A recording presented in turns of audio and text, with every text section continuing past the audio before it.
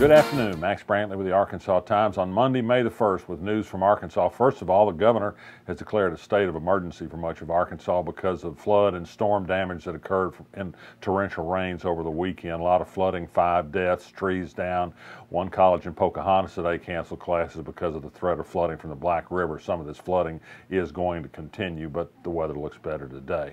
The legislature meets this afternoon in special session for what they hope will be a short and sweet 3-day session to pass some laws about changing Arkansas's Medicaid rules so as to reduce the cost of the state of expanded coverage for people under Obamacare. The governor wants to impose a work rule. He also wants to make it be much harder to qualify as far as income's concerned so that it'll reduce by perhaps 60,000 people the number covered and thus reduce the state's share. I think this will be largely non-controversial. There is some resistance to cutting the rolls this deeply. We'll see if that can get through a Senate committee or not. That's on the agenda probably tomorrow for the key action. Big news late Friday afternoon. Baker Curris, the former superintendent of the Little Rock School District, widely admired for a great job he did in 1 year as superintendent, but then was fired by State Education Commissioner Johnny Key because Curris had raised questions about the damage being done to Little Rock schools by the explosion of charter schools, announced Friday that he would oppose the school tax that's on the school ballot May 9th in Little Rock. Voting begins tomorrow. He took a strictly financial, analytical view. He said the prospect of continuing enrollment decline in the district against the situation that the district is losing money in state support and has other financial difficulties, it's not a good time to borrow more money. You shouldn't borrow money to get out of financial problems. This is short form. He says some of the key construction that the backers of the tax want to do can be done without the tax payment. It would extend taxes by 14 years, some $600 to $900 million more worth of payments, but have to borrow some $150 million worth of interest to do it. He thinks it'd be more prudent to make a clear idea of what the district's needs will be in the years ahead, not just today. It will influence some people in the vote. I still think the tax has a strong chance of passage. There was a demonstration today against the school tax outside the school offices, and the supporters of the tax will have a press conference tomorrow at City Hall.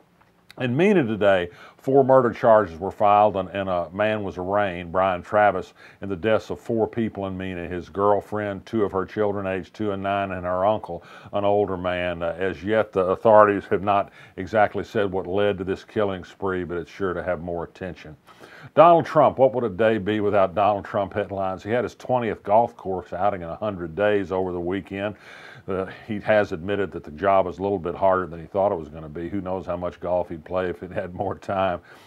He gave a remarkable interview, and he said he just couldn't understand why we couldn't have avoided that Civil War thing if people hadn't gotten together and worked something out. He says health care is going to be no problem, and he's going to keep coverage of pre-existing condition. The experts say he's misread the legislation that's pending in the House. And well, there's more. He's going to have a brutish leader of the Philippines in for a visit. There's just no end of things for Donald Trump, but he has bought up $1.5 million worth of advertising through his political campaign to proclaim just how great his first 100 days have been, maybe the best ever. Happy days for us all. Senator Trent Garner of Camden, the Tom Cotton acolyte in the Senate, has issued a strong statement today calling on the House of Representatives to issue articles of impeachment against Wendell Griffin, the circuit judge who was in a death penalty protest after he ruled on a case involving a drug used in the execution. Griffin perhaps raised questions about his impartiality by that demonstration, but I think impeaching people for expressing First Amendment views is probably a slippery slope, but Garner seems inclined to go ahead. He's a man that wanted to make mass picketing illegal. He doesn't have much respect for the First Amendment. His statement about Griffin raised objections to other things Griffin had said, again exercising his First Amendment right.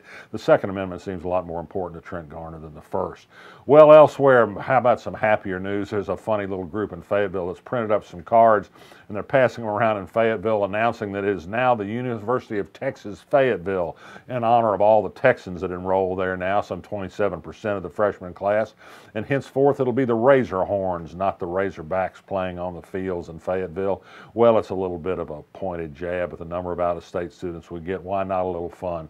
And speaking of Fayetteville, serendipity today, I had a phone call today that put me in touch with David Pryor, the former U.S. Senator, lives in Fayetteville, UA Board of Trustee member. December. You know, he was suffering from a stroke, and we'd heard that he'd had a fall that might have set him back some. He said he had a fall, but he's come back from that better than ever, and I have to say he sounded clear. He sounded upbeat. He sounded like the David Pryor we've all known and loved for so long, and I'm happy to pass along that good news. I'm still Max Brantley, still resisting. I'll be back tomorrow.